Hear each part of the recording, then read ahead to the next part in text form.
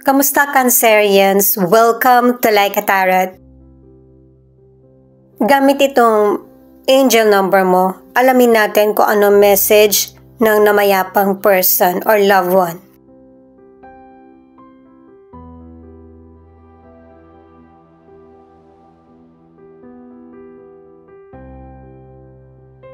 Two, two, one. You are in a great flow of luck, so stay calm and get your thoughts in order. Posible ang ilan na babagalan ka sa dating ng swerte sa buhay mo kasi napaka-importante nito sa iyo. Hindi talaga ito darating kapag hinihintay mo. Kasi habang tinatahak mo yung landas mo sa buhay, eventually darating sa iyo yung swerte na gusto mong makamit. Kailangan nating pagpawisan yung swerte na gusto nating dumating sa buhay natin. Kasi sa bawat pawis mo, yan yung swerte na darating sa iyo.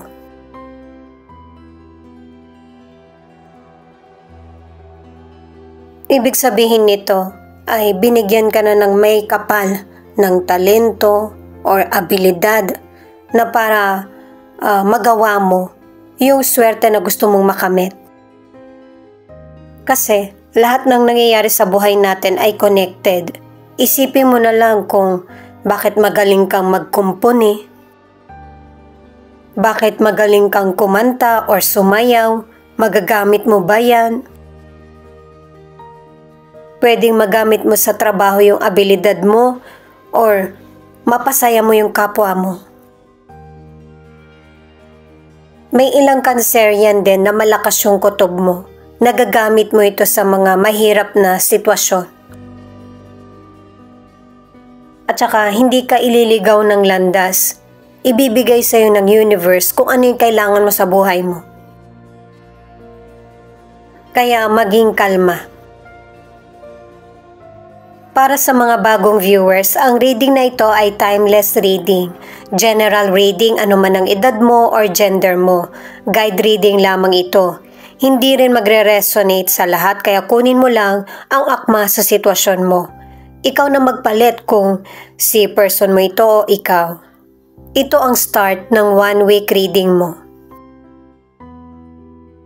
Alamin pa natin yung ibang detalye base sa pinakita ng angel number at mystical card.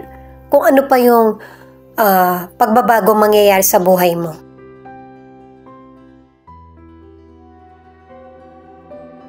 Six of Cups, Seven of Swords, Knight of Swords in reverse.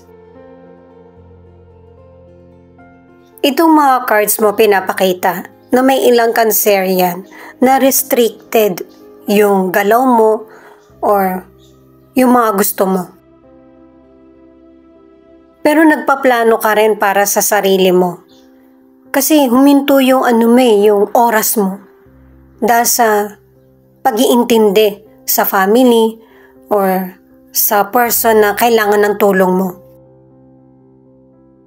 At dahil sa merong person na nagkokontrol sa'yo or kinokontrol mo yung sarili mo.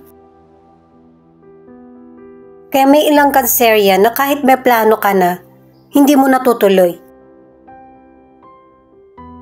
Meron ka ng gustong takasan na sitwasyon kasi gusto mong mag-grow. Yung intindihin naman yung mga plano mo. Self-worth ang pinapairal mo dito. Kumbaga ayaw mong dumepende sa iba, kundi sa sarili mo. Hindi ka nagre-reklamo sa mga napagdesisyonan mo na, pero gusto mo mag-forward na yung sarili mo naman. At saka may ilang Cancerian na mahiyain. Hindi mo sinasabi kung ano yung gusto mo para sa sarili mo. Sa negosyo or sa career, naaasahan ka ng mga taong nangangailangan ng serbisyo mo. Pinapayuhan ka ng mga cards na maging mabusisi sa bawat pag-aksyon mo sa career or negosyo. Meron kasing person na irresponsable sa trabaho or mga desisyon. na pati ikaw madadamay. Kaya gamitin mo yung isip mo at saka magkaroon ka ng plano para hindi ka madadamay sa pagkakamali ng iba. Kung hindi ka sure sa mga desisyon mo, mag-slow down. Para sa ilang single, mas magiging interesado ka sa bagong person kaysa sa person na magbabalik. Connected itong cards mo kasi may mga person na mas magiging open ka sa mga blessings, opportunities na darating sa iyo. At saka mas palalawakin mo pa yung kaalaman mo sa mga dumarating na pagbabago sa buhay mo. May mga person din na magdadagdag ng kaalaman para sa ikakaunlad mo. Kaya may ilang single na hindi ka na interesado sa nakaraan kasi ang tagal na rin na hindi kayo nagkaroon ng communication. At saka may ilang single na nagbago na rin yung pananaw mo patungkol sa love. Ang ilan sa relationship, kahit may issue ang relasyon nyo, ay mas pinipili mong pagtibayan ang relasyon nyo. Pero may mga panahon talaga na wala ka rin sa mood. Kaya nasisisi mo din yung person mo sa mga maling desisyon niya or dahil sa hindi siya nakikinig sa iyo. Queen of Wands, King of Wands, the Lovers in reverse. Base sa mga cards na ito, pinapakita nyo ng person mo na masaya ang buhay nyo. Wala kayong masyadong problema na iniintindi. Pwedeng karelasyon mo ito, family member, kakilala, kaibigan. Na kabaliktaran yung nangyayaring sitwasyon. Hindi talaga kayo magkasundo. Meron kasing person na gumagawa ng hindi mabuti na taliwas sa tama. At base sa mga cards, ang issue sa sitwasyon na ito ay patungkol sa love or tiwala. Ang ilan, love at tiwala ang issue. Ang ilan sa inyo sa financial, pareho kayong kumikita ng person mo or nagiging maganda yung pasok ng financial sa inyo. Kaya lang, merong nakapansin, pwedeng ikaw ito, na merong kulang. Gusto mong malaman kung saan napupunta yung ibang kakulangan ng financial. Kinakalkula mo kung ano yung mga nagastos sa bahay or ano yung dapat ayusin. Kumbaga, merong person na nagtitipid. Kaya ang ilan sa inyo, nagdududa ka sa person mo kung ano ba yung panlilinlang na ginagawa niya sa iyo na hindi mo alam. Lalo na kung patungkol sa money, naka-4 na cards na para sa panlilinlang. May ilang single na nirereto ka ng kaibigan mo or kakilala sa isang person. Meron kang natuklasan dun sa person na hindi mo sinasabi sa iba. Kaya mas lalong hindi ka naging interesado dun sa person. Ang ibig sabihin naman ng card na ito ay sinusurrender mo na lahat sa may kapal kung ano yung magiging takbo ng buhay mo. Humihiling ka ng guidance sa kung ano ba yung nararapat na happiness para sa iyo.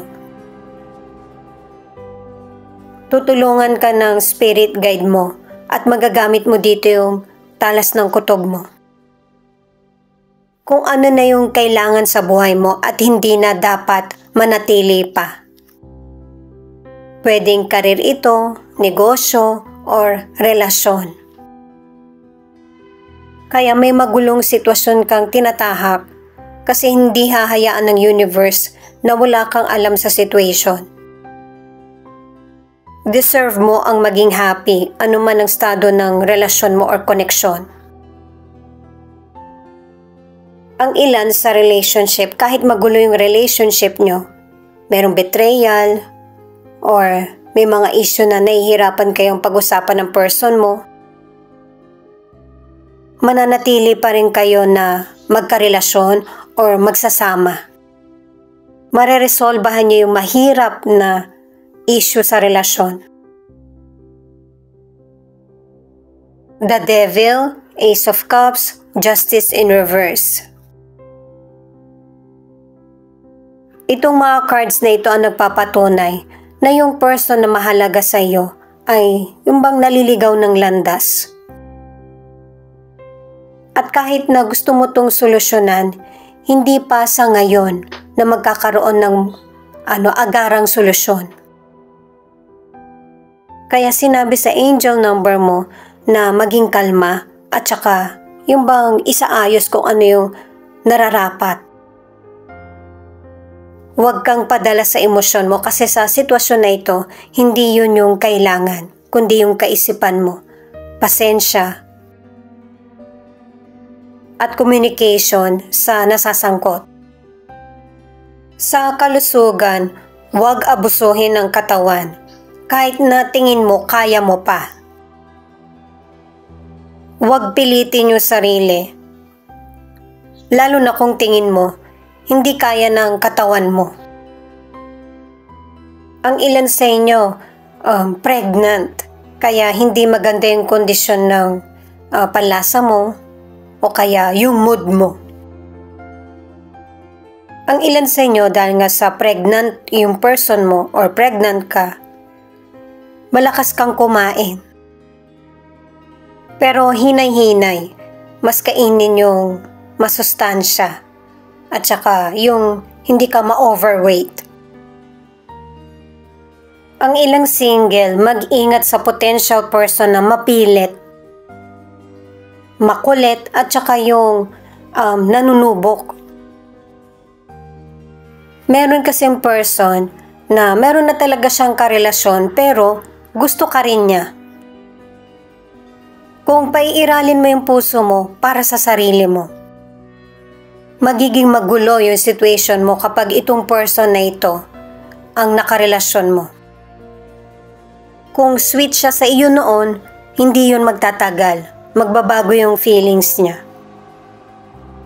Kaya kapag nalaman mong hindi tama yung papasukon mong relasyon, huwag mo nang ituloy. Ang ilan sa relationship, pasensya na kayo sa sasabihin ko, kahit na yung person mo nagdadala ng problema sa buhay mo, hindi mo gusto mabaliwala yung nasimulan nyo. Gumugulo din sa isip mo yung third person na involved sa relasyon nyo. Kasi itong third person ang mas lalong nagpagulo sa relationship nyo. Kaya hindi maayos-ayos yung relationship nyo. Ito naman yung mga cards na feelings ng person mo, na pwede rin ipakita kung ano yung feelings mo kasi connected kayo sa isa't isa. Pinapakita sa card ng person mo na maayos ang relasyon niya sa umpisa, na nakikita niya sa iyo yung mga katangian na meron siya. Kaya lang, kahit na gano'n man katindi yung pagmamahal mo sa person mo or isaayos yung relasyon na gusto mong maging tahimik, hindi nagiging sapat yung effort mo. Dahil sa yung person mo, tinitingnan din niya kung ano ba yung kakulangan sa buhay niya. Alam ng person mo na yung pagmamahal mo sa kanya ay walang katapusan or hangganan. Kasi nakikita niya at nararamdaman niya yung effort mo sa relationship niyo. At saka nagustuhan ka ng person mo kasi nauunawaan mo siya at saka napapakinggan ko ano yung damdamin niya. Itong person mo, hinihintay niya na lumamig yung situation niyo. Yung makapag-usap kayo ng walang pagpuna sa situation. O kaya sisihan sa mga nangyari. gusto niyang i-date ka.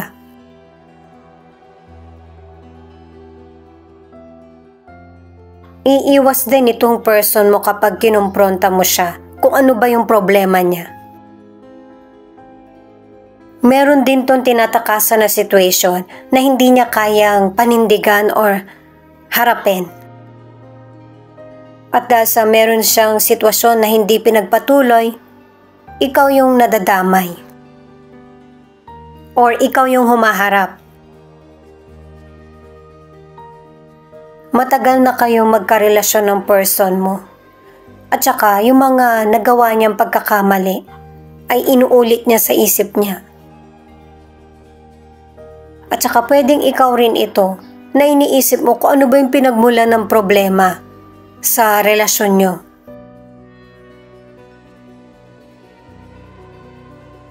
Pero may mga nasa relationship na mauuwi talaga kayo sa hiwalayan o kaya yung aabandonahin ang relasyon. Kasi mawawalan na kayo ng pagkakataon na makapag-usap o mapakinggan ang isa't isa. Meron kasing person na defensive sa mga maling nagawa or desisyon. Kung ipagpapatuloy mo naman ang relationship nyo, dahil sa wala kayong pag-uusap, pareho nyong namimiss ang isa't isa. May mga person na tinitiis nyo ito. Iniisip or hinihiling mo na may magandang future or maayos na ang relasyon nyo. Ito naman yung ilan sa 12 zodiac sign na nangunguna sa reading na ito. Gemini, Scorpio, Cancer, Virgo, Libra, Pisces.